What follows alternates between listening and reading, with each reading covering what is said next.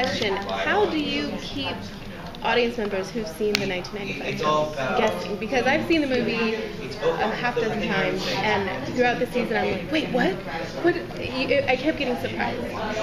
I mean, it's a different story. that's the trick. If we never approached it as if we were going to tell the movie story over, like expanded out over 13 episodes. I mean, like, it's funny because Fargo, I thought, did such an amazing job of turning that movie into it. That's maybe one of my favorite films of all time. And when they said they were going to do it as a show, I was like, I think that's a terrible idea. And then they said the Coens are producing it, and I'm like, oh, they got it. They got this. They know what they're doing. And it was exactly right. It's the spirit of the thing.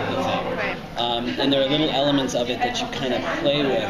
And it feels a little bit like jazz, where you're playing a different tune, but every once in a while those riffs and those strains kind of come back in, and we've got a little bit of that all the time. There's just little bits of Gilliam, little bits of Janet and David Peoples, and little bits of Brad Pitt's performance, or stuff like that always sort of informs what we're doing. But we've left that story behind so long ago. The one thing that will remain is in the movie they couldn't change time. They just knew that, so they were going back and getting a sample of the virus. We don't know if we can change time yet. Like, we haven't seen it. We haven't seen that they can correct this. Cold hasn't been successful. So the debate of will this work is going to be a long-standing debate. Has it been settled if you can change time? Have you guys figured that out? Oh, Terry and I have settled. Yeah. Now, the whole first season, you sort of did that in a bubble because you were done before anyone saw any of it. I know, yeah. So is it changed how you think about doing the season now that you've seen some fan reaction? Yeah, a couple things. I mean, like, the one thing, there was a couple times we got a little bit too fancy for our own good, I think, where we did things that, to make perfect sense to Terry and I, and maybe Stephen Moffat got it, but he was like, of course, it's just, but I think that there were, like, when you're telling these stories, and we don't like to be, have the kind of dialogue where you just explain what happened, because it just takes you out, and it feels fakey, and but I do think that people got a little confused in a couple of the episodes where we were like telling 3 time periods at once. And then people were like in this time period, and then there was a younger version of them here, and then you were jumping in Cole's in both places. And I mean, I was editing one of those episodes, and I was like, what the fuck? And I wrote it, and I was on set, and I was just confused. So we're more mindful about that, about the clarity of the storytelling, and something else that I was just telling the other table, but is that our actors are so good, and you can watch a scene with Kirk and Barbara or something, and like, you don't need anything else happening, and you can just let them act, and so the show will kind of take some more of that those breaths and just sort of let the drama happen, because we were sort of breakneck storytelling last season, because we knew we were telling the story of Ramsey. We knew that we were sending casting confusion. We knew that from before we shot the pilot,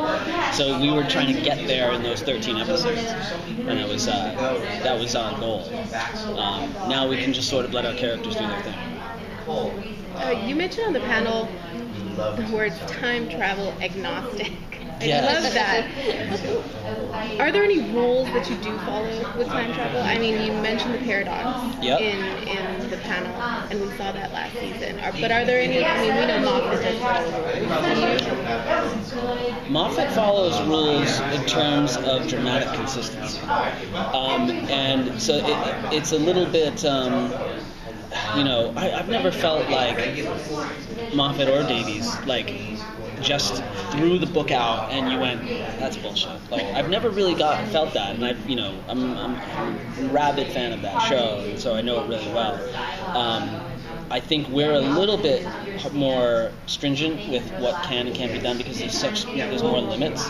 We don't have a TARDIS.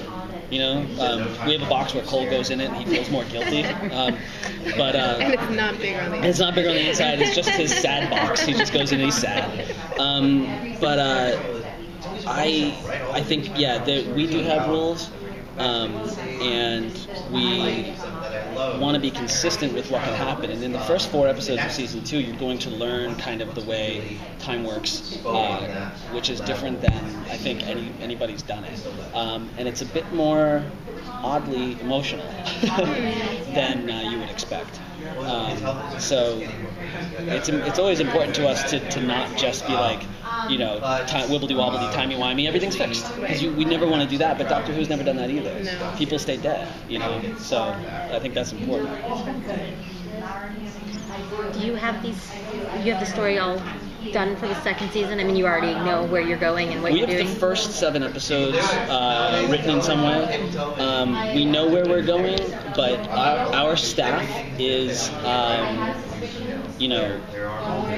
last season. So Terry and I came in last season with a plan, and Natalie Chaidez, who was the showrunner, she and Terry and I worked out what we were going to do, and we just said to the writers, "Here's the season," and but they railed against some of those things, and so like we have voices like Sean Tretta and Richard Robbins who've come back with us, and they are not shy about telling us something is bad, telling us something doesn't work, and like putting their own voice into it.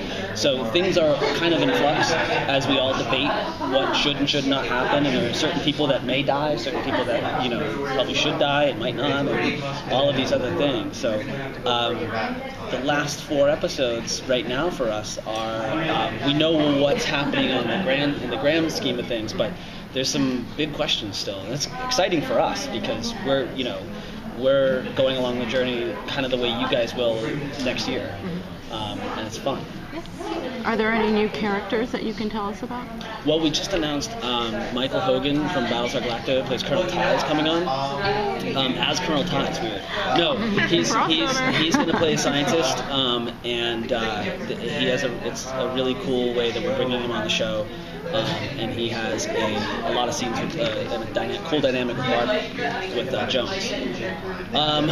We are. Shit, I don't know. Can I talk about?